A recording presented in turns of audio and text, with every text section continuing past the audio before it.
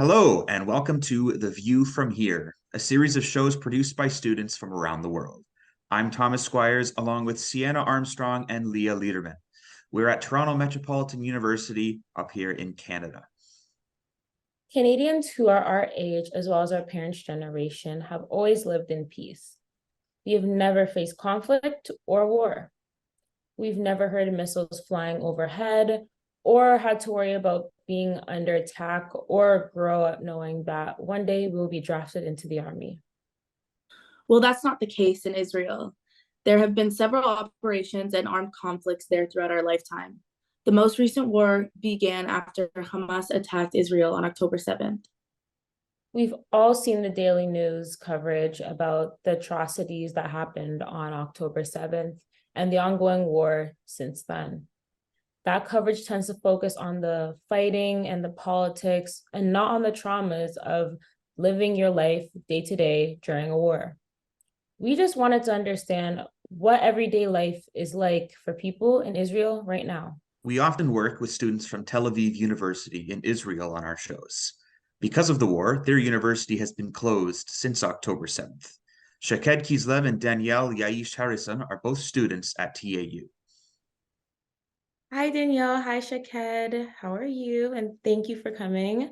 So we just want to know what happened on October 7th. Um, for me, on October 7th, I was actually on the flight back to Israel from Italy from a vacation. And in the morning when we got the news about the attack, we sort of thought that it was just, another round of the usual Hamas shooting rounds, which happened, by the way, annually in Israel. So we're pretty used to having Hamas shooting at civilians. We thought it was, the regular thing. So I texted one of my friends that lives in Be'eri, texted her, the simple text, hey, how are you? Are you safe? And she replied strangely shortly, I should say. She didn't say she was safe. She only said, I'm in the shelter. We're holding the door. Then the news came to us, and we started to see that this time it's very different. It's very different. At that moment, I can only assimilate it to trying to text a friend who is in class while there's a school massacre. And he's in class, and there's a school massacre, and the only thing you can do is text him. And I didn't know what to say. I was sitting in my plane, and I was trying to formulate something to write to her, and I didn't know what to say. Should I ask her, are you safe? What's happening? Maybe that will stress her. Maybe I should tell her it's gonna be okay, they're gonna take care of you. But that could be a false promise, and I don't want to bullshit my friend, So I was paralyzed. She kept on updating me with very short sentences that were even more frightening than if she would have said more. She told me that she hears the terrorists outside, and she told me that the army is coming. She told me that they were getting evicted safely, and that was it. And ever since then, I think we only talked once. And it's not because I haven't tried talking, it's because you can't really text after that. So that was my October 7th. Being useless, helpless, while your friends are are at horrible danger. That's what there is. It's not easy talking about that day, but I remember a lot of disbelief as a person that served a few years in the army. We always said that we had the best intelligence, and there are two places that you're supposed to feel as safe as you can, and that's at home and on base, because it's always patrolled. And on that day, we realized that everything that we knew was wrong.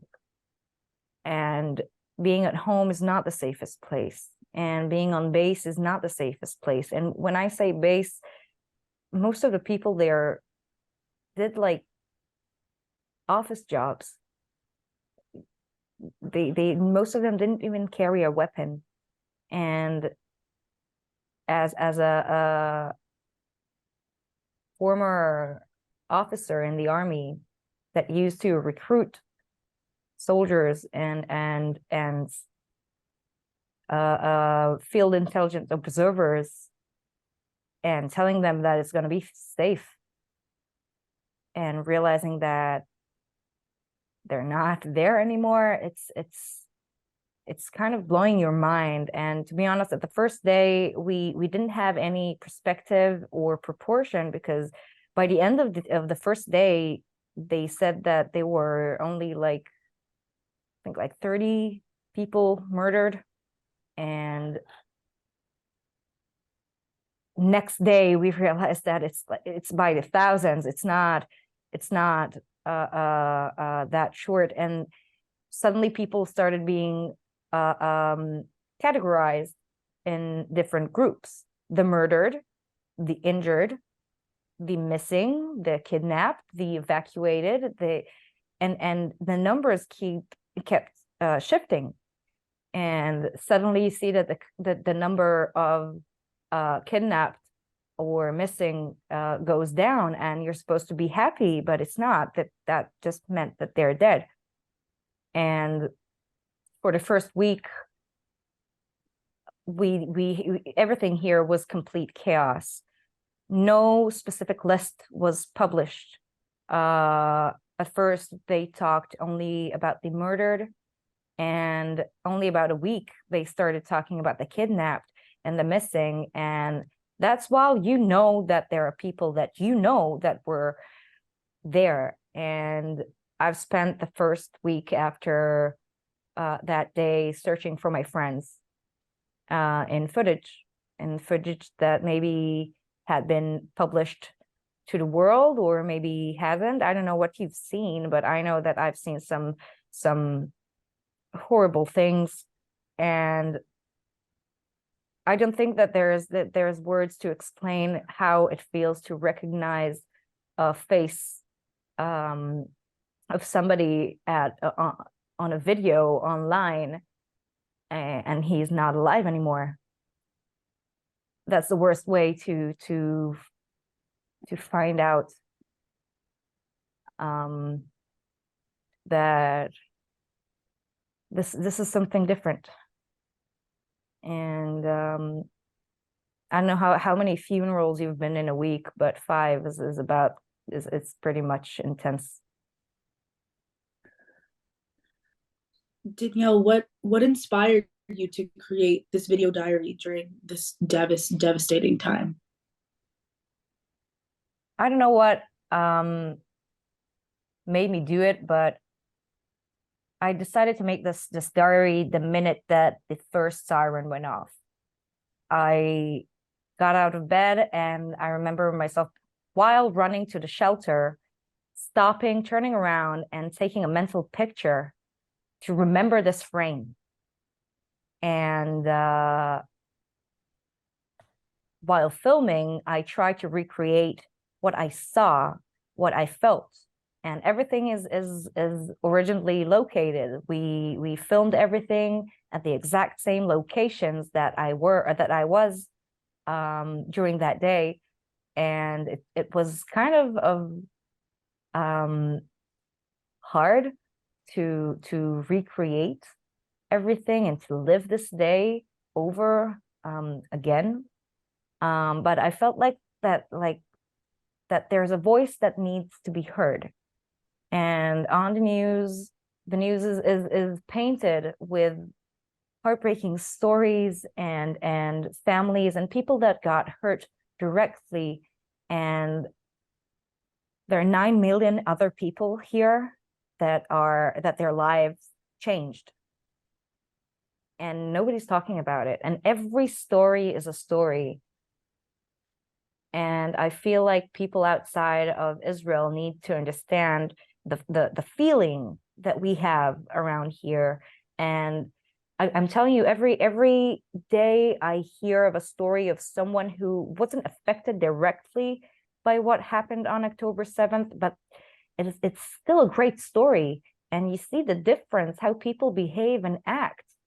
And I really think that it's the small things. There's a lot of things that I wanted to put in that film, and I didn't have the chance to. But it's really the small things that show that I'm a person, and I really wanted to get that through.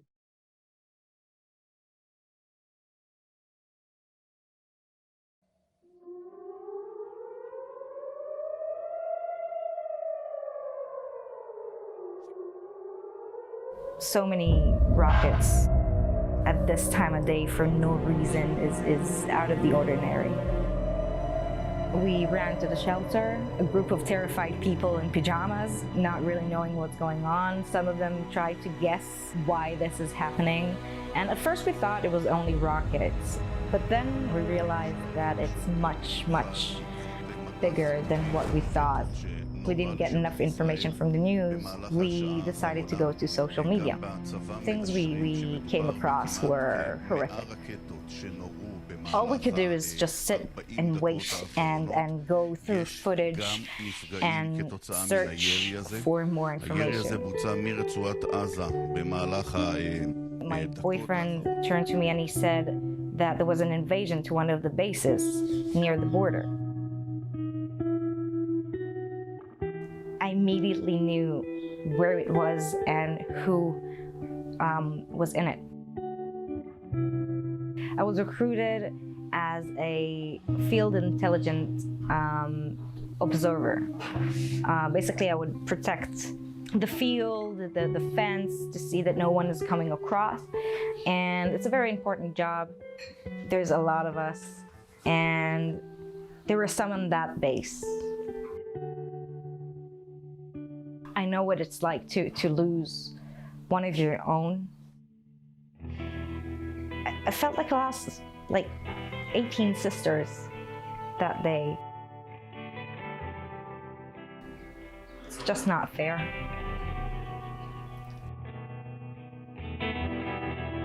Two days after that, he got recruited. Suddenly it was real. He drove me home and we had to say goodbye. And I didn't know where he was going or how long. Suddenly our relationship took a different turn, from moving in together to not seeing him or not knowing when I'm gonna see him next.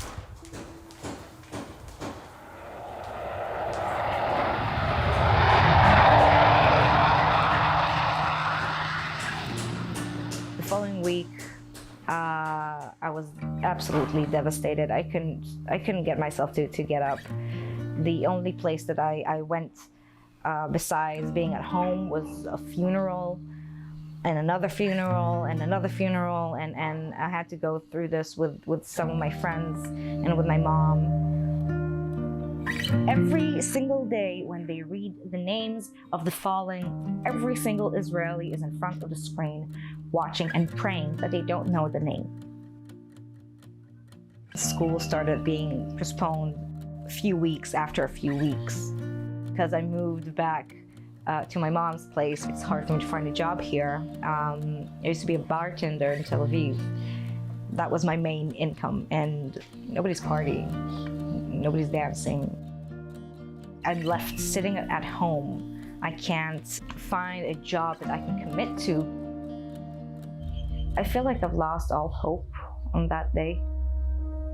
And it's really hard to have hope when every time I open social media, a place that was supposed to connect me to the world and bring me happiness and joy and laughter became a place that either the content there prays that I will die and is asking me to die, and the other half is just heartbreaking stories of people that survive. Every single Israeli was affected by what happened on October 7th. Luck. That's all we have. And I'm lucky. I'm lucky to have my friends. I'm lucky to have my family. I'm lucky to have the strength to keep on and fight. And this is my home. This is my language. These are my people.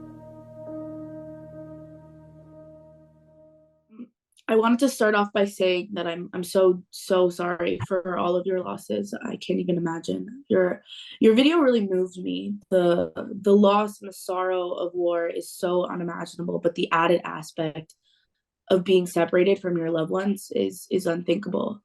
While watching this video, I could feel your pain through the video.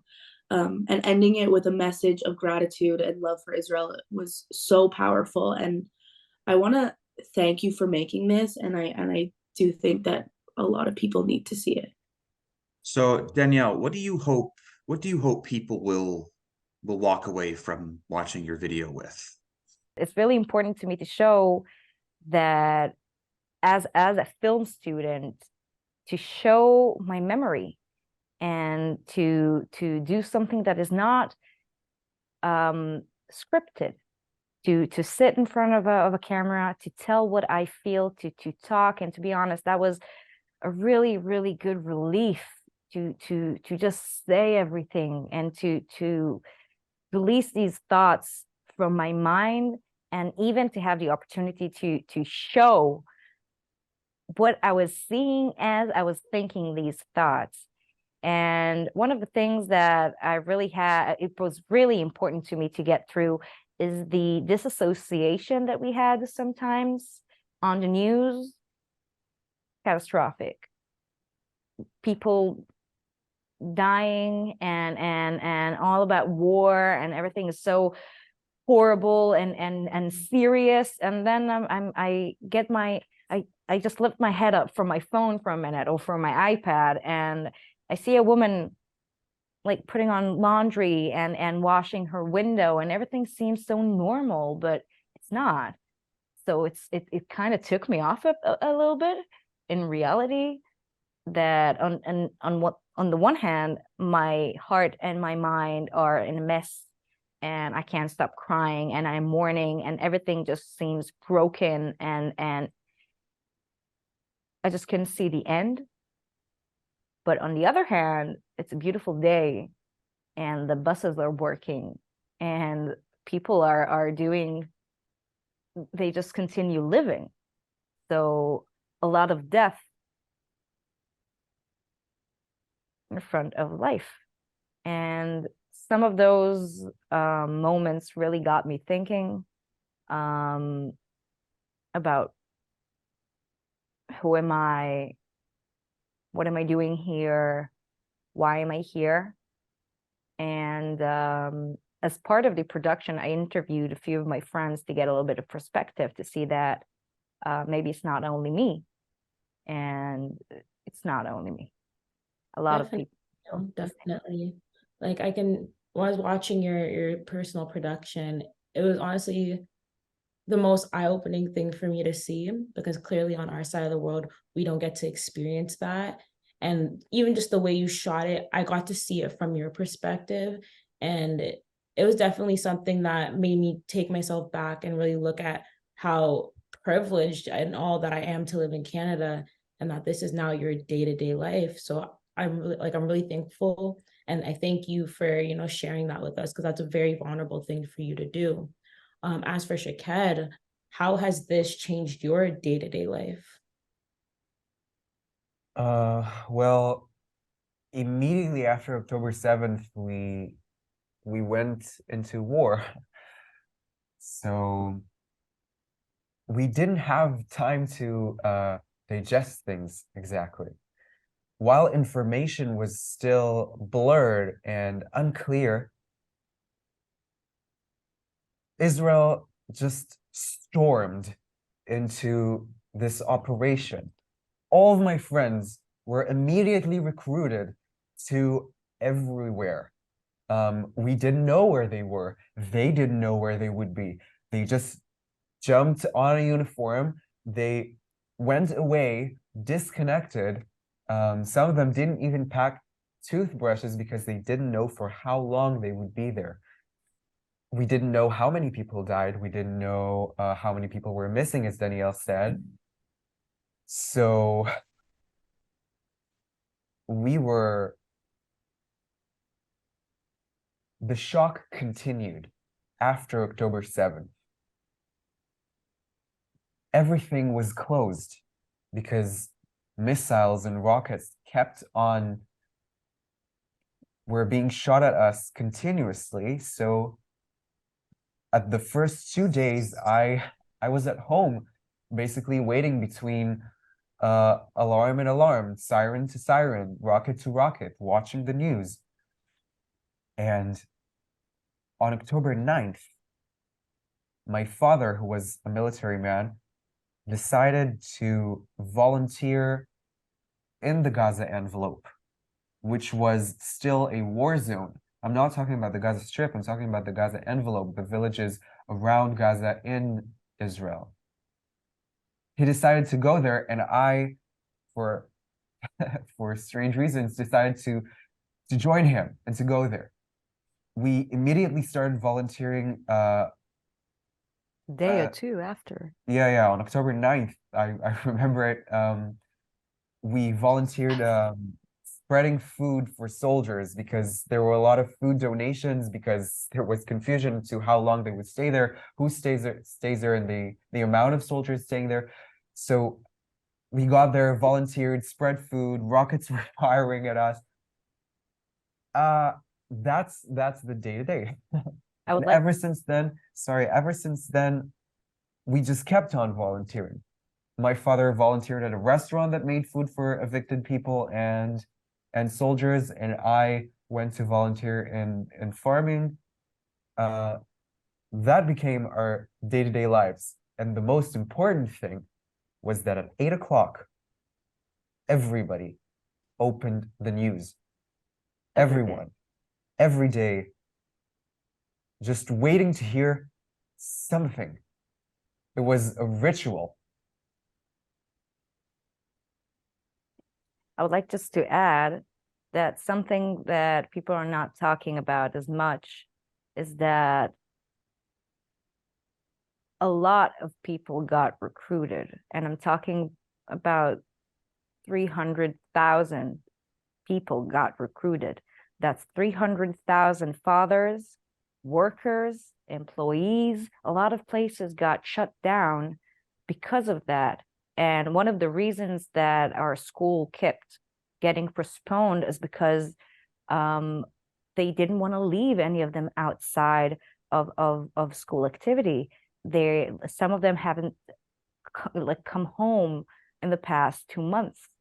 And that affected everything, the economy, society, and even school. That's the main reason we haven't started.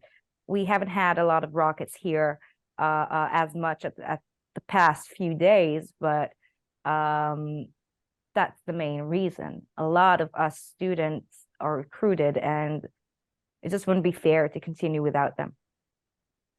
Well, none of us here in Canada have ever experienced having to be called up to serve in the military. So I think it's something that a lot of people here, I think, need to understand to just hear some perspective. when it's an emergency and you get recruited in an emergency, you just leave everything and go.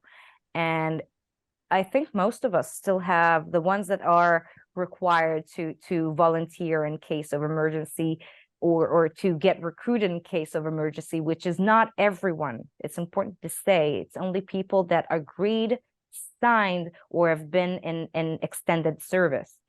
And I have my shoes packed, and I have my military uniform packed, and I have all of the things that I need, and I have a bag for 2 weeks, because I don't know if they're going to call me tomorrow and tell me we need your assistance. Come. Danielle, how did you feel when your boyfriend was called up? I wasn't surprised. Before he was called up, he already packed a bag. And I see him packing a bag and ask him, what are you doing? And he's like, I'm going to go help down south. So it's kind of in his blood. I wasn't really surprised. But I kind of put a break on our relationship. And suddenly, every time he comes home, it's to my mom's place. We were supposed to move in together, as I said in the video. And it's like me, my mom, and him once upon a time sitting, and it's really hard. We haven't gone out ever since, and it took a real toll on our relationship. But we're gonna get through this, and it's gonna make us stronger as a couple. And I think that you if you live here, if you have a Facebook here, you'll see that a lot of people are getting married because of this. A lot of people are getting married in the bases. A lot of people are getting married as quickly as possible just to be attached. My boyfriend and I talked about getting engaged, just because in case something happened to him, I will be recognized as his family. And these are things that you don't think about in a day-to-day basis. You don't get engaged because you have to. You get engaged because you want to. And right now it's kind of necessary, and it's sad because we love each other and we want to get engaged eventually. But I'm really upset that it had to get down to this. But the other day, at one of my friend's funerals, Lavi Lifshitz, who was a brilliant artist, we studied art together, and he died fighting in Gaza. And at his funeral, I stood there and I thought, that if I would have been recruited, maybe I would fight with him, and maybe he wouldn't die. It's a strange thought, you know. It's because it couldn't have happened for many reasons, but for some reason, there at the funeral, I was very angry at myself that I wasn't recruited, because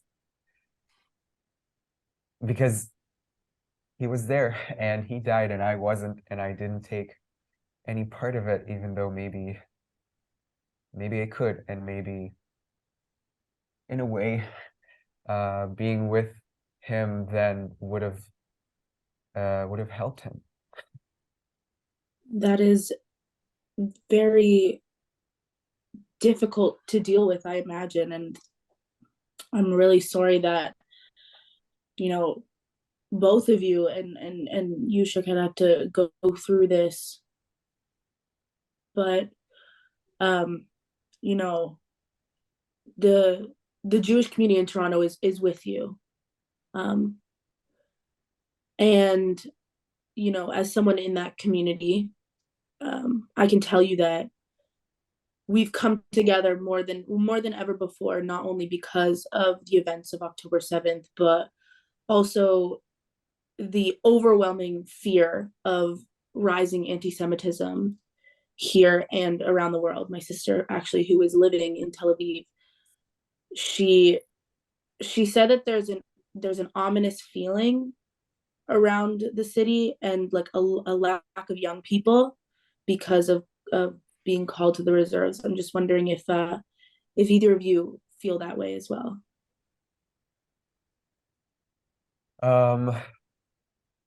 What we feel here, I think, is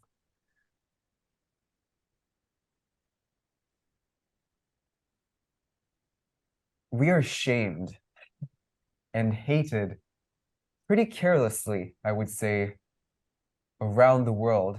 I just saw the other day the video of the heads of the Ivy League academias that refuse to say that calling for the genocide of Jews is is considered harassment or is illegal in their universities, which is terrifying and insane. And the massive protests that are against us and in a sense also are projected onto you, which sometimes I feel even, guilty for, because the fact that what happens here was projected onto you and is inflamed onto you is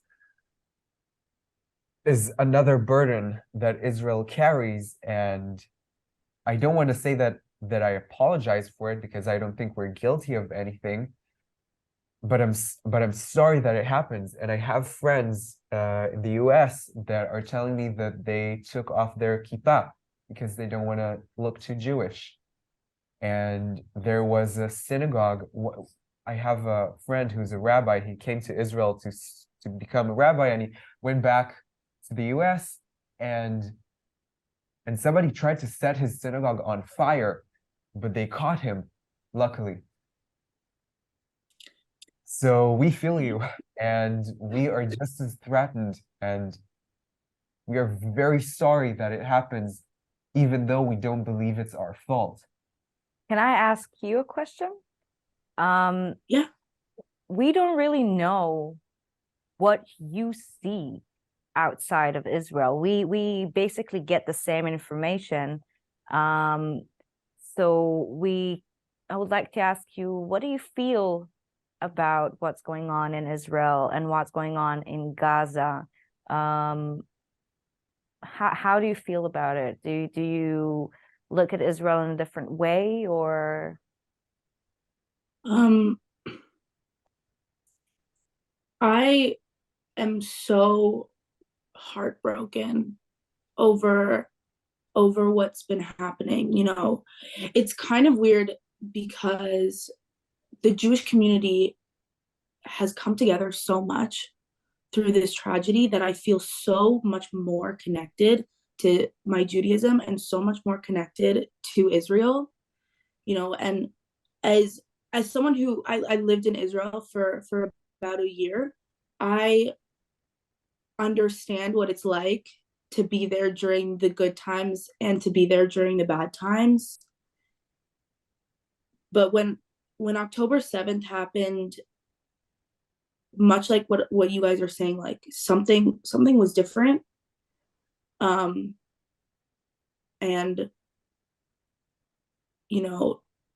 the backlash that the rest of the Jewish community of the world is feeling, I think that at least from what I can tell, like that just makes us love Israel even more. How do you get information about Israel and about what's happening here? Like where do you know things from? Yeah, for me, I get most of my information off of Instagram, only because I feel like Instagram is like a wider social media platform where people from around the world can voice their opinions. I find that the news is very much, there's a lot of either propaganda, or they're not relaying the right message, or they're only saying only as parts of the message so that they don't come off as very political.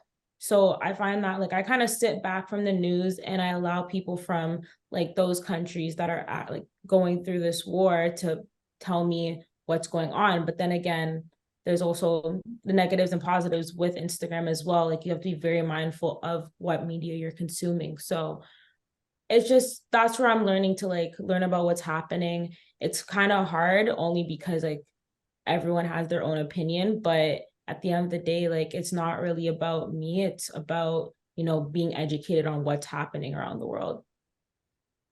I'm sort of the opposite. I don't have many social media accounts.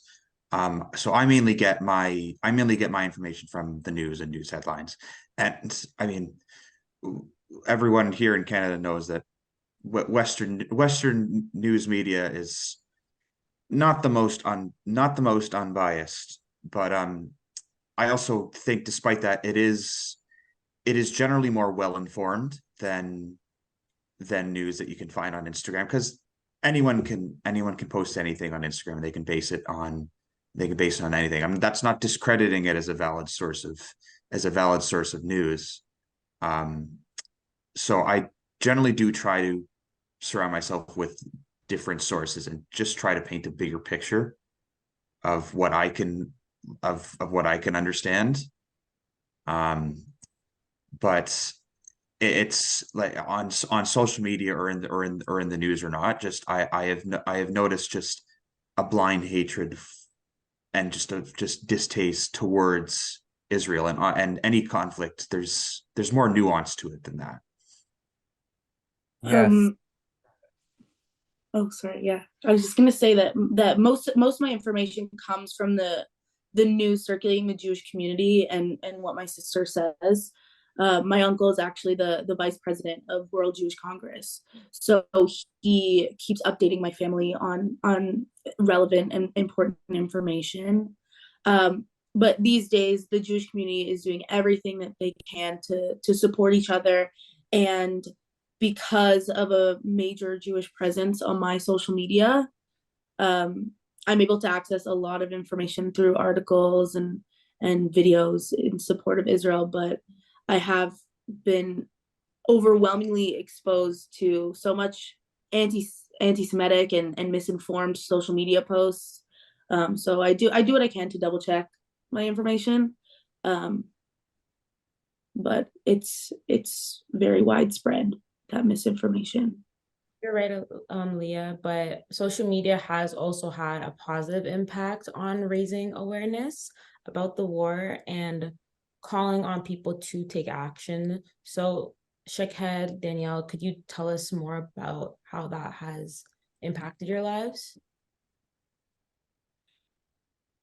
I think that social media is media after all, and the whole opinion shifts with how many likes you get. And I do follow some people that do support Israel, and they explain in a very, very correct way what's going on.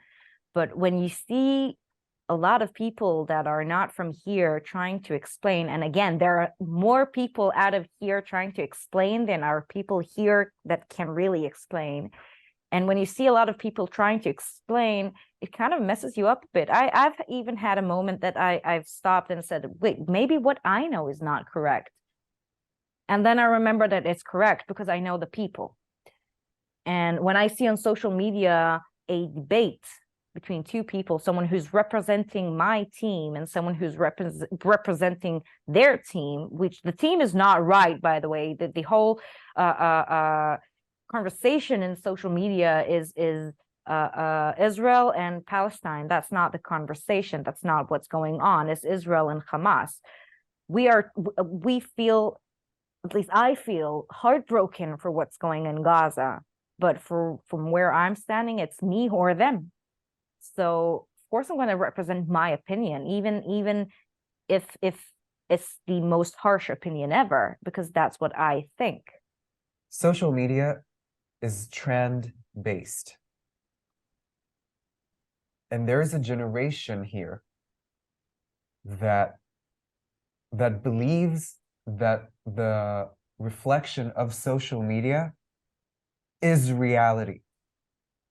And this generation absorbs the trend-based perspective to reality that is based on 6-second videos that are very reductive to this complex situation.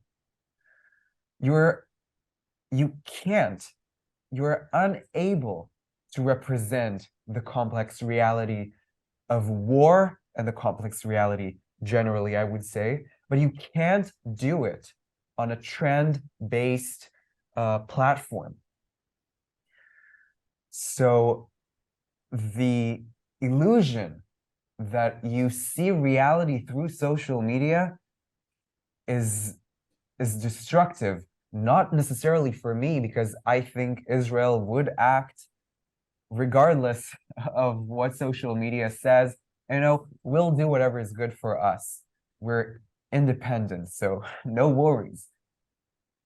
I think for the people who believe that what they're seeing is reality, it is so destructive. You just lose your vocabulary for complexity. I think that people who care about what's happening here and who care about the truth of what happens here need to come over here. You need to take a plane, make an effort to find the truth.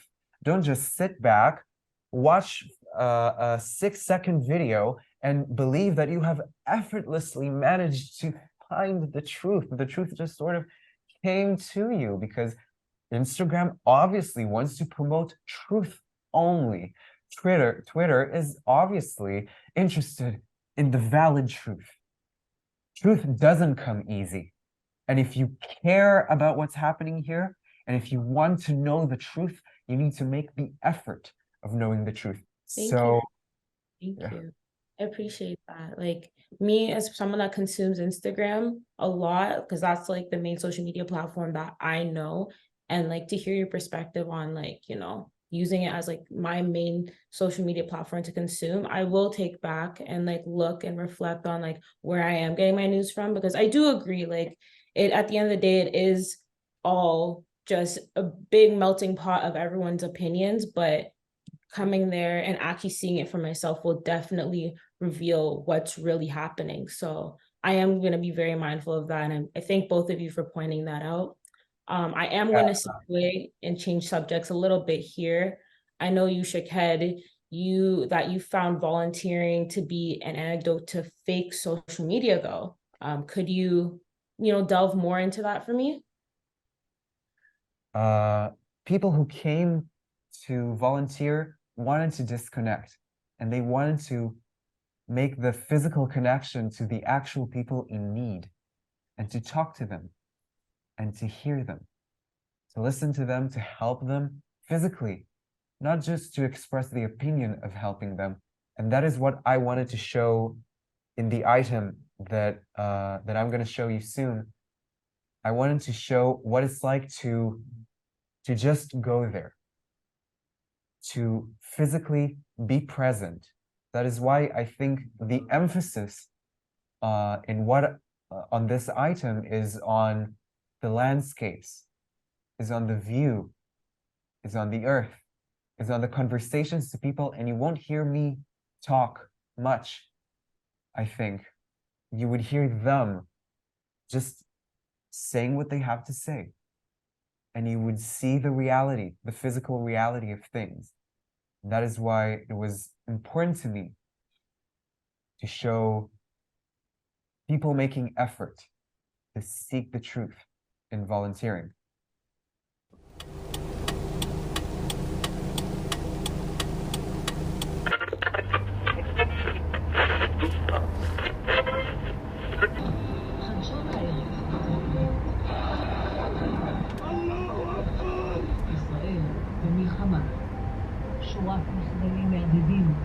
עזבו 10,000 עובדים זרים את הארץ. אין מספיק כוח אדם בשביל לדאוג לביטחון של מזון. בכל העוטף שטחים עצומים נתונים כרגע בסכנה ממשית, ובאשר לממשלה, לרשויות, מהם לא תבוא הישועה. שהשלטון יתעורר. בכל מקום זה נדרש, כל החקלאים חסרים להם ידיים עובדות, ובכל מקום צריך. בעוטף אנחנו לא שומעים את האזעקות בעצם, ויש לנו רק 15 שניות. אחר ואין מרחבים מוגנים, נשכבים על הקרקע. כמה זמן? אנחנו בעצם מחכים. אם שומעים בום, מחכים 30 שניות. אם לא שומעים בום, אנחנו צריכים להישאר 10 דקות במנח.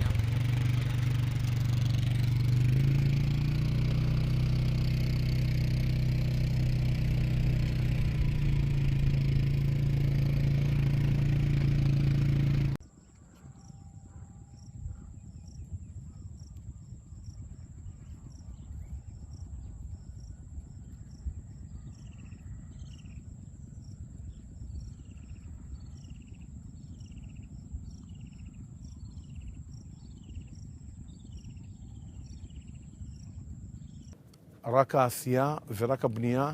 אני לא רוצה להיכנס לחממה הזאת, היא חממה גמורה. אני רוצה להיכנס לחממה שפורחת. ניסיתי לברוח מפה, לא להיות ליד זה. ללכת למקום הירוק.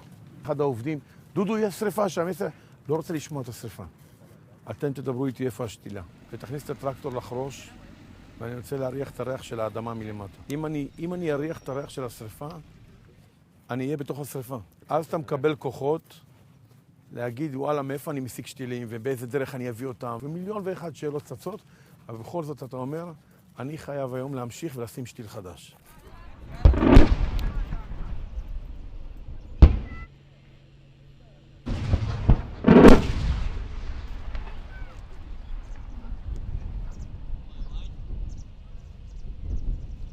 שבת ל7 לאוקטובר הייתי פה עובד במשק, ואני כבר 10 שנים עובד במשק הזה.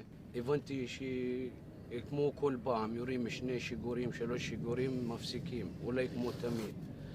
אז הגיעה השעה 8, 7:45, ואז ידעתי שיש חדירה. שהגיעו למקום, וכל המקום הזה כבר מלא מחבלים, ואני שומע יריות, חיות קרובות אליי. הבאתי את כל העובדים שנמצאים איתי, את כל התאילנדים שהיו במשק, שמתי אותם בתוך הבית אריזה, נשארנו שם בתוך הבית אריזה, ישנו לילה מאוד מאוד קשה, הייתה מבחינת הטילים, מבחינת היריות. אני מסתכל שמאלה, ימינה, אני רואה שאני במקום אחר, גופות פה, גופות שם. אני נשאר פה כי אני כבר חלק מהמקום הזה, אני 10 שנים עובד במקום הזה. אני לא יכול לעזוב. זה חיבור לאדמה, זה משהו אחר. כולם סביב זה. זה הכל. לא הולכים לטיול במשק. החיים שלנו זה המשק. והמנהיגות שלנו, לצערי, ככה אני מרגיש, נמצאת ממש ממש למטה, אני אומר את זה בכאב. צריך להיות גם צורה אחרת של התייחסות לאזרח הפשוט. אני מדבר לפני המלחמה עוד. משהו לא תקין בהתנהלות של המדינה, שאני חושב שהוא כמובן נוגע לנו גם. כי אנחנו 40 יום אחרי הלחימה, שאין כאן עדיין עובדים. שאני לא יודע מה אני עושה, לא מחר, שלשום, לפני שבוע. במשק הזה הועסקו גם עזתים, גם חבר'ה מרצועת עזה. אתה מכיר את השיר של אריק איינשטיין על החקלאים שעבדו בפרח בלי לראות את סוף הדרך? לא תמיד אתה צריך להסתכל, לראות את סוף הדרך כדי להתחיל ללכת. ואני הולך, ואני מקווה שזה יעזור. אני בא, ואני עוזר, וכל אחד תורם את התרומה הקטנה שלו. כל חייל שהולך הוא חייל אחד בודד, זה לא שהוא ישנה את המלחמה, אבל התרומה שלו חשובה, אז גם התרומה שלי חשובה, התרומה של חברים שלי חשובה, התרומה של כל אחד חשובה, ביחד זה מצטבר לכוח. אני לא עושה את החשבון האישי שלי, כי אם אני אעשה את החשבון האישי שלי, וכל אחד יעשה את החשבון האישי שלו, אז לא יצא מזה כלום. אז זה המחשבה שלי. Can you tell us how different the environment was on the farm on the farm before and after the attacks began?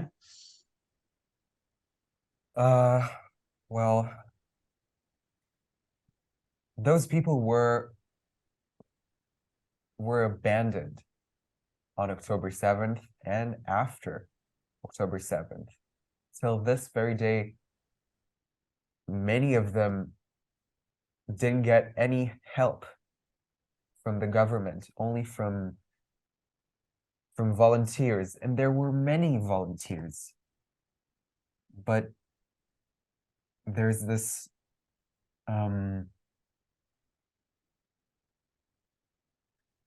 white noise of abandonment that is present all around the different farms that I visited.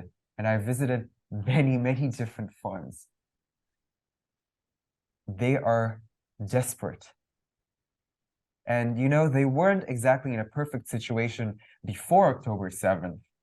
I wouldn't say things were amazing for them, and we know it, and we've known it for a long time. But everybody thought this would be a wake-up call, and it wasn't. But in the foreground of this white noise,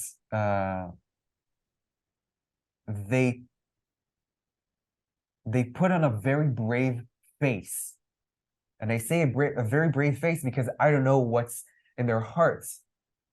but they've put on a very brave face, and they are so happy to see every single volunteer coming and helping, and they are amazed and shocked and grateful, so grateful, which is a strange situation to be in, considering their finances and considering the lack of support and this abandonment. They are so grateful for the volunteers who came here. And I think in the item, Dudu, the farmer, said that he was in love again with Israel and with its people, not necessarily its leadership, but its people. And they are so proud. Some of them have even gone to sort of dismiss themselves and say, like, I don't know if this farm will still exist, which is a tough thing to say if you're a farmer and you've lived your whole life in this farm. I don't know if this farm will exist, but I am so proud to be Israeli right now. And they pick the happiest parts of their lives right now in a way that I don't think I can do it as good as they do. When we were filming during the production, that was my first time at the farm, and I was amazed by the bravery that these people have, the volunteers, especially because 6 a.m.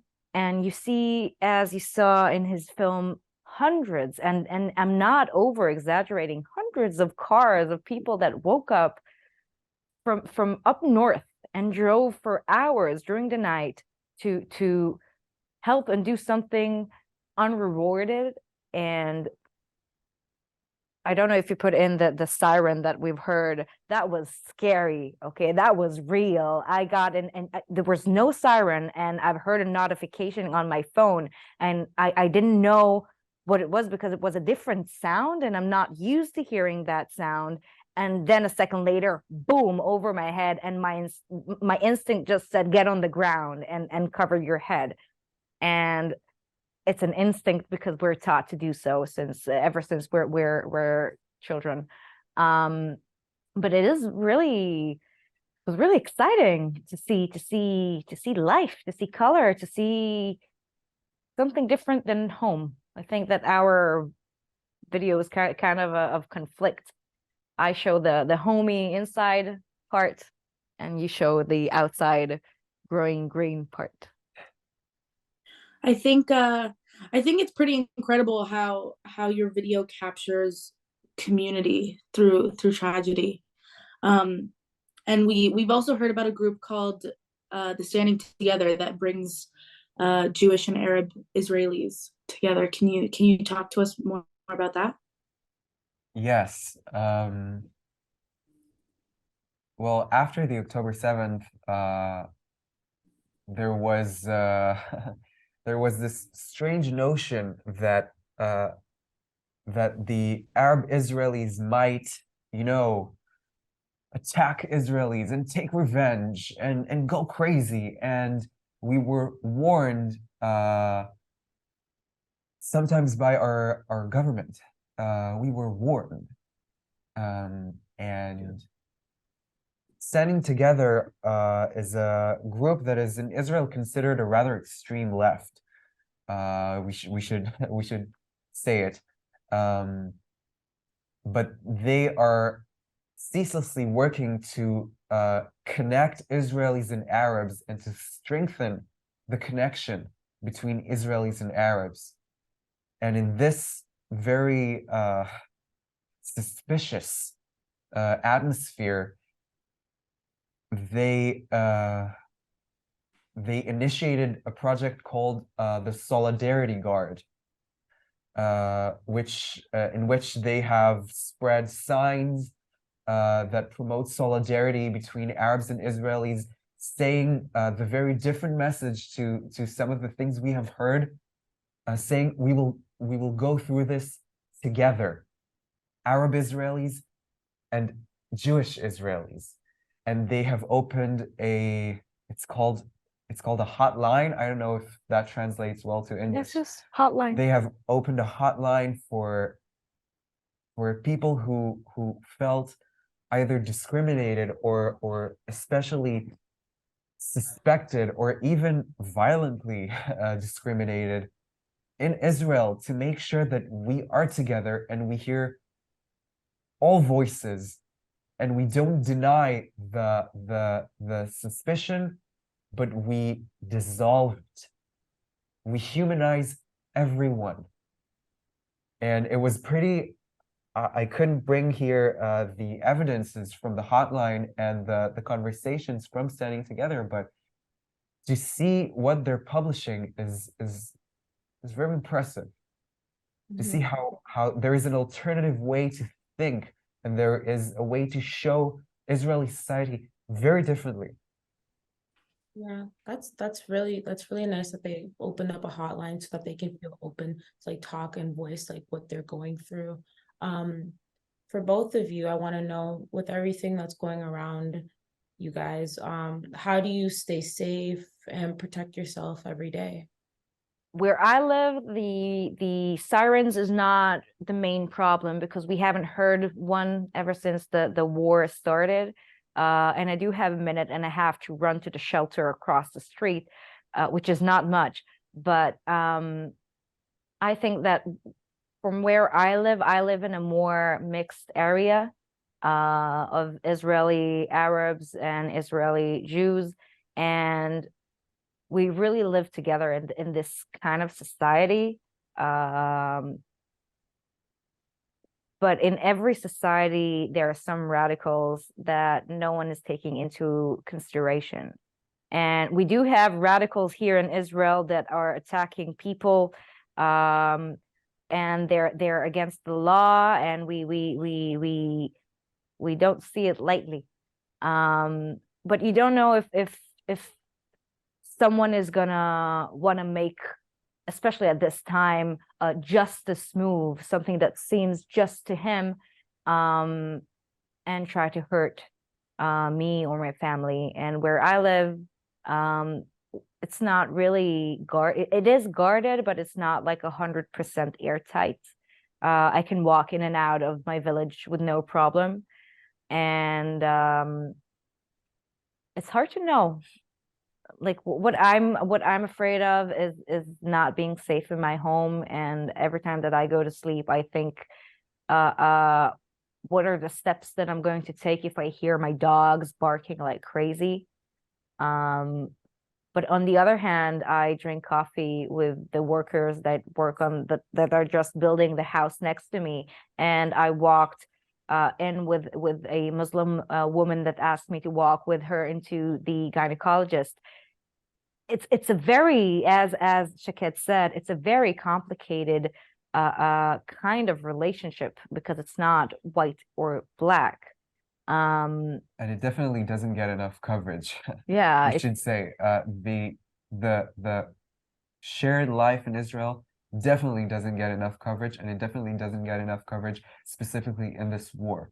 And I think this is something that is important for us to stress, that we live together more than being safe, and that we even serve together, and people maybe don't talk about it enough. And I'll just add one last thing. I wanted to interview some people that I know, Israeli Muslims or Arab Christians, and most of them said no, and some of them said no because they feel that scared. I wanted to interview someone who's quite close to me, and he has 4 children and a wife. And when I asked him, "Can I interview you?" he just laughed in the phone and said, like, "Are you crazy? I don't want a death sentence." And he was kidding, but people are scared to speak out, and that's why you don't see as much Arab Israeli speaking out, because you don't know what's going on inside their community as much as they don't know very much what's going on in mine. We do live together, but there is some kind of distance that is, I can't really put my finger on where it cuts through. But I'm safe. I wanted to just ask from your guys' perspective, why is it important for you to talk to us about your experience and what's happening in Israel?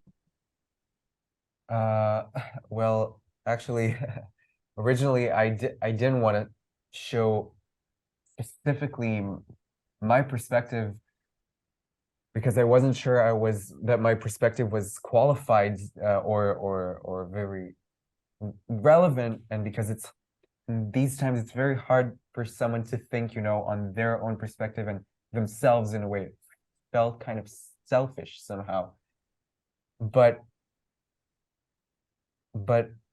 in the decision of talking about my experience, what I wanted to show is a case for the Israeli spirit that is put into test in this war. And right now, what we are doing is not victimizing, but rising up to human destruction and to catastrophe. And the force of rising up is so strong and so lifeful that is important to show. And it manifests in every individual's lives, including mine, including Danielle's.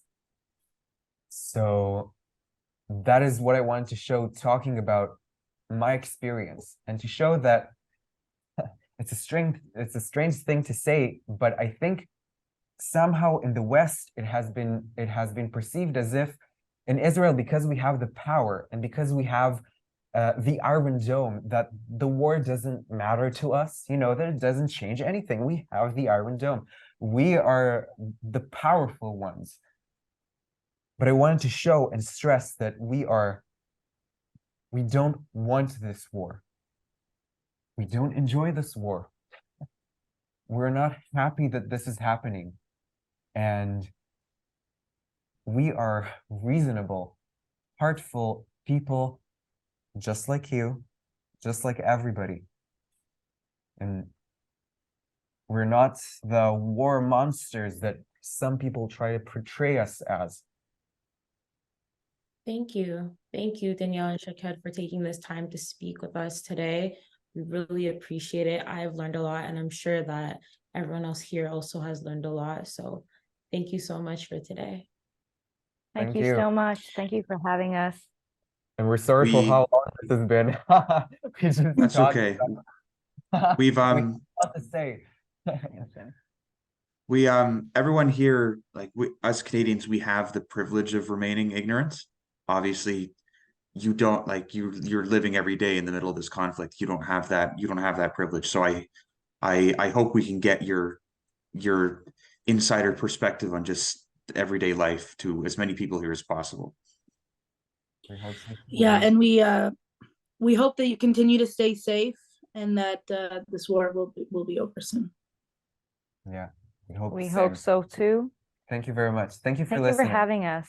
And thank you for, you know, for seeking the truth, seeking to talk to actual people and making the effort to talk to real people. It's important, and many people don't do it.